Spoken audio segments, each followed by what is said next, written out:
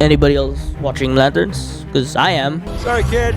Superman couldn't make it, so you got an upgrade. I remember following the show ever since it was announced, and it just excited me a lot because despite the Lanterns being one of the coolest and deepest mythologies in all of comics, for some reason they've just never been adapted. We got a movie, and you know that movie is that movie, but Green Lantern, or any of the Lanterns have never gotten a proper show. Sorry, a bit of a correction here. So apparently there was a Green Lantern animated show that ran for one season. It's this one that I'm showing right now, and yeah, it got cancelled. So the sentiment still stands. So you know, it's always been weird to me, despite the Lanterns just being really cool of a concept. And then the first trailer came out for the Lanterns show, and you know, for me, I stayed optimistic. I mean, I thought it looked great, and the way they were talking about it made it sound really good, so I stayed optimistic. And then more trailers came out, and I just became cautiously optimistic. It still looked like a great show, and I came into watching the first episode with that mindset. And it was funny because for me, there's like a lot of rain going around right now in the Philippines, so my class got cancelled like halfway in the day. And I got picked up like 6 hours late, so while waiting to be picked up, I just watched the first episode on my phone. And I remember thinking, yeah, it's good. I mean, it didn't really exceed my expectations. It matched it, if anything. It's exactly the show I expected it to be from the trailers. I was just afraid because, you know, it felt very grounded, small town mystery kind of thing. Yeah, there's aliens and stuff, and yeah, there's constructs every now and then. But, you know, it felt like, when I imagine Green Lantern, I imagine freaking in space, flying around, making cool, insane constructs and stuff. Not really going around in Nebraska solving an alien mystery. But I sound optimistic. You know, it's good. It's good. It's really good. It's not like it's bad. It's just not something I hoped from a Green Lantern show.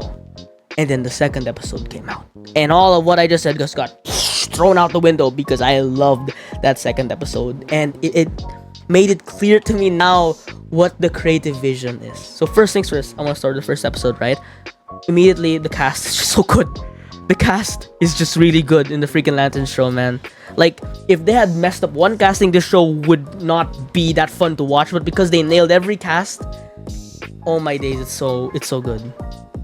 Aaron Pierre is exactly how I pictured Jon Stewart in live action, down to the way he speaks, his voice, his mannerisms, his look. Dude, this guy was born to play Jon Stewart. And Kyle Chandler freaking nails Hal Jordan. Dude, who's the casting director? I'll put their name up here. They nailed it.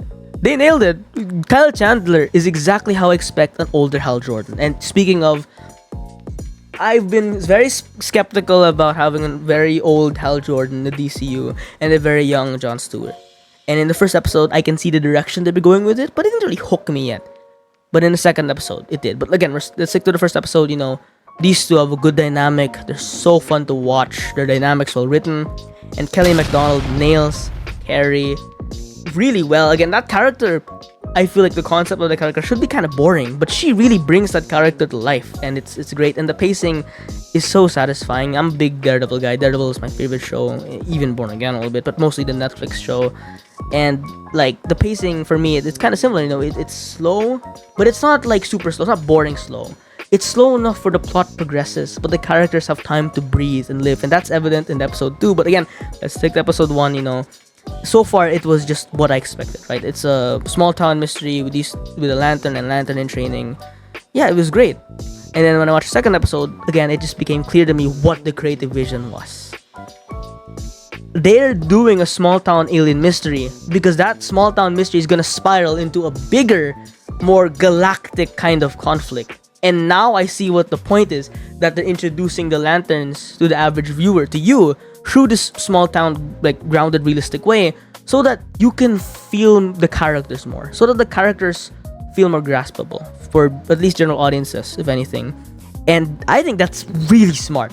Like, suddenly it made so much sense to start off there, where the show feels really street level, I guess is the right word to use, and then make it clear that this is the Lanterns show. This is a galactic freaking core, whatever way you pronounce it. So I think they nailed that.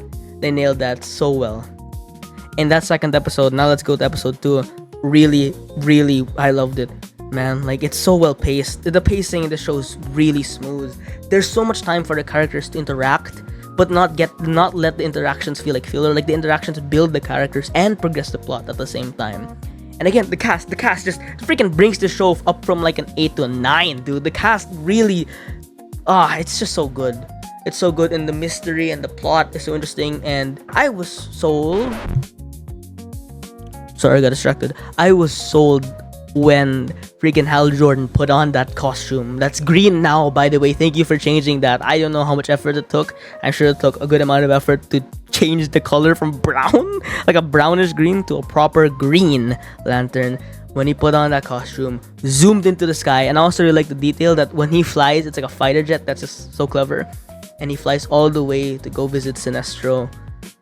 I was sold then immediately. It clicked what the vision for the show is and what the idea is, and it's just, I'm excited. The first episode, it made me excited. The second episode got me hooked. Like, the second episode really got me hooked. And I also want to take this time as well to say, like, DC really knows how to make well-paced shows. Alright? Now listen, I've watched every Marvel show and movie, even Star Wars. I've watched every Star Wars show and movie. And something that's really clear between Disney and the way HBO handles the DC shows and other shows as well is that Disney does not know how to pace their shows for some reason. Like, Daredevil Born Again episodes are like 30 minutes or 40, where stuff happens in it, but you're still hungry. You want to see more. Lanterns and the other DC shows like Peacemaker are really well paced. Like, they give you 15 minutes, and especially for Lanterns, which is like, again, decently slow paced, not super slow, but slow paced enough where it's entertaining and lets the story flow really well. Even with its slower pacing, each episode feels so packed with stuff and plot, and it just feels filling. You know, both Peacemaker and Lanterns, every week you watch and you're excited for the next, and you feel patient enough. Freaking Marvel or Star Wars, you watch a 20-minute episode after waiting a week. So take notes, Disney. Take notes, Feige. Well, I suppose they're not doing much shows anymore, but still, take notes in case they do more. Nonetheless, I love Lanterns so far, and like, I really love it.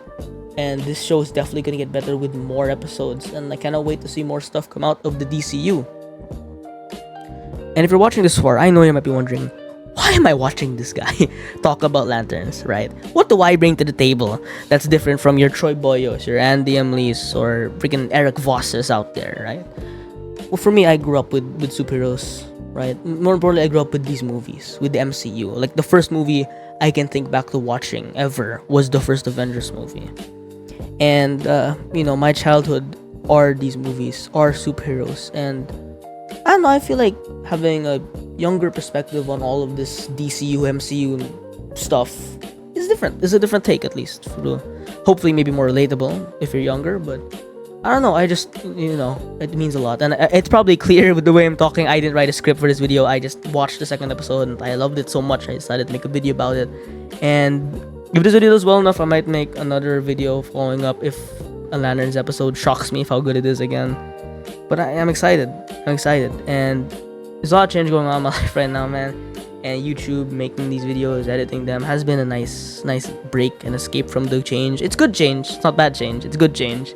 But, I struggle to adapt sometimes, and it's gonna take time. And, while everything gets used to me, while I get used to everything, YouTube is a nice way to escape that. And your support, your subscription would mean so much.